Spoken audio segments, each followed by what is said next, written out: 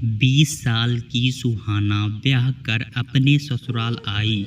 उसका अलहर स्वभाव ही भाग गया था। ऋषि को भी तभी चट मंगनी और पट ब्याह हो गया था। दोनों का बचपन से ही लाड़ दुलाड़ में पली। सुहाना ससुराल आ थोड़ा घबराई हुई थी। माँ ने मायके में ज़्यादा काम में हाथ नहीं लगवाया था।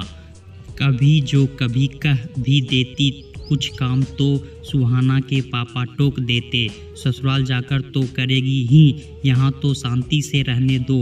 शुरुआती दिनों में तो सुहाना को ज़्यादा परेशानी हुई, क्योंकि ज़्यादातर काम तो संध्या जी सुहाना की सासू माँ ही खत्म कर देती थी। वो नई नवेली जो थी, सुहाना के ससुर विवेक जी ने संध्या जी को सलाह दी कि अब बहू को रसोई की जिम्मेदारी सौंप देनी चाहिए।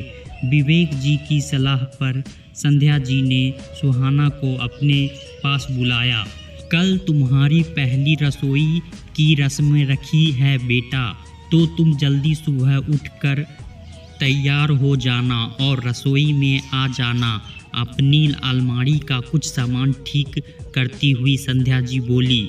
जी मम्मी जी कह कर सुहाना चुप हो गई, पर तब तक उसके मन में एक ही साथ बहुत सारे तूफान उठ चुके थे और घबराहट ने घेर लिया था। मानो पहली रसोई नहीं की सारी व्यथा बता दी। उसकी मम्मी ने उसे YouTube देखकर कुछ मीठा बनाने की सलाह दी। मम्मी से बात कर उसे थोड़ी राहत मिली। अगली सुबह सुहाना जल्दी उठी, तैयार हुई और अपनी घबराहट छुपाते हुए पहुंच गई। रसोई में संध्या जी रसोई में पहले से मौजूद थी। संध्या जी को वहां मौजूद देखकर सुहाना बहुत हिम्मत जुटाकर उसने बोली, मम्मी जी मुझे रसोई का कोई काम नहीं आता है, क्या मैं YouTube से देखकर। सुहाना इतना ही बोल पाई थी कि उसे बीच में ही टोकते हुए संध्या जी बोली, उसकी ज़रूरत नहीं है बेटा, मैंने सब बना दिया है, तुम बस इस भोज में मैंने चीनी डाला है, चम्मच से उसे चला दो। संध्या जी की बात सुन सुहाना को लगा कि शायद संध्या जी उसकी YouTube वाली बात से नाराज हो गई। तभी संध्या जी बोल पड़ी, मैं कल रात ही तुम्हारी और तुम्हारी मम्मी के बीच हुई सारी बात सुन ली थी बेटा। उनकी बात सुन सुहाना थोड़ी शर्मिंदा हुई। कोई बात नहीं बेटा, मैं जब इस घर में नई आई थी, मैं भी तुम्हारी ही तरह कुछ भी करना नहीं जानती थी। जब मेरी सासू माँ को ये बात पता लगी, तब उन्होंने मुझे रसोई का सब काम करना सिखाया। शुरुआती दिनों में तो मुझे बहुत परेशानी हुई।